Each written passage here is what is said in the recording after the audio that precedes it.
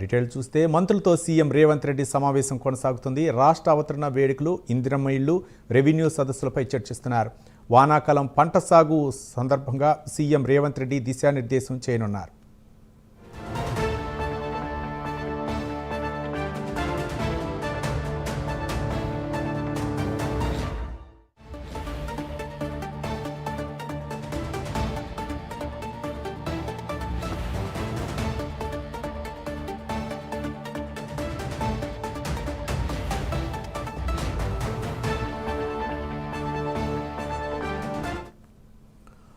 మంత్రులతో తెలంగాణ సీఎం రేవంత్ రెడ్డి సమావేశం కొనసాగుతుంది. రాష్ట్ర అవతరణ వేడుకలు, ఇందిరమ్మ ఇళ్లు, రెవెన్యూ సదస్సులపై చర్చిస్తున్నారు. వానాకాలం పంట సాగు సన్నద్ధతపై సీఎం రేవంత్ రెడ్డి దిశానిర్దేశం చేస్తున్నారు.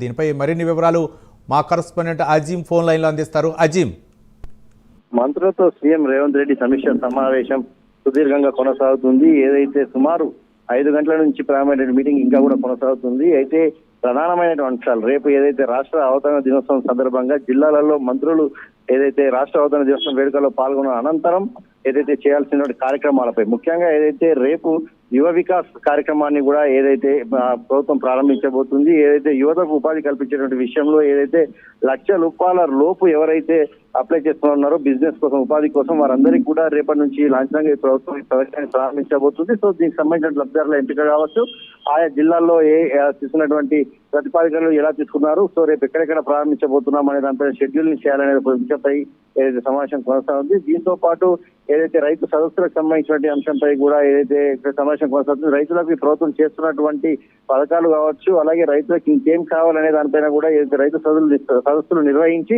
అక్కడ పరిస్థితులను స్టడీ చేయాలని చెప్పి కూడా ఏదైతే ప్రభుత్వం భావిస్తుంది. దీంతో పాటు ప్రభుత్వం ఇందిరమ్మ ఇళ్లకు సంబంధించిన అంశంపై కూడా ఏదో మంత్రులతో సమీక్ష సమావేశం నిర్వహిస్తుంది. ప్రభుత్వం ఇందిరమ్మ ఇళ్ల పథకాన్ని చాలా ప్రతిష్టాత్మకంగా తీసుకుంది. గత ప్రభుత్వం ఏదైతే డబుల్ బెడ్రూమ్ ఇస్తామని చెప్పి ఇప్పటివరకు ఏదైతే లబ్ధిదారులకు ఇవ్వలేకపోయింది. కానీ ఈ ప్రభుత్వం అలా కాదు, ఇందిరమ్మ ఇళ్ల పేరుతో ఏదైతే జాగా ఎవరికైతే ఉంటుందో వారికి 5 లక్షలు ఇచ్చి వారే స్వయంగా నిర్మించుకునే విధంగా ఏదైతే పథకాన్ని తీసుకొచ్చింది. సో నియోజకవర్గానికి 4,600 చొప్పున ఏదైతే ఇల్లు ఇవ్వాలని చెప్పి కూడా ఇప్పటికే ప్రభుత్వం నిర్వహించింది. దీంట్లో భాగంగా మరి ప్రక్రియ ఎక్కడికి వచ్చింది, లబ్ధిదారుల ఎంపిక ఎలా జరుగుతుంది, సో ₹5 లక్షల ఎన్ని టర్మ్స్ లో ఇవ్వాలి, సో దీనికి సంబంధించిన ఇటుక, సిమెంట్ సంబంధించిన వ్యవహారం కాస్ట్ ఎక్కువగా ఉంటే లబ్ధిదారులకు 5 లక్షలు ఇచ్చినటువంటి సరిపోయే పరిస్థితి లేదు. సో దీనికి సంబంధించినటువంటి ఎలాంటి ప్రతిపాదనలు తీసుకున్నారు, ఇలాంటి అనేక అంశాలపై ఏదైతే ఆ సమావేశం కొనసాగుతుంది. సో దీంతో పాటు కూడా మిగతా అంశాలు రాష్ట్రంలో ప్రభుత్వం ప్రవేశపెట్టిన పథకాల అంశాలకు సంబంధించిన అంశంపై కూడా ఏదైతే సుదీర్ఘంగా చర్చ కొనసాగుతుంది. చూసాం గత 2 రోజుల నుంచి కూడా మంత్రులు కూడా అందరూ కూడా ఏదైతే ఆయా జిల్లాలో పర్యటించి అక్కడ ఉన్నటువంటి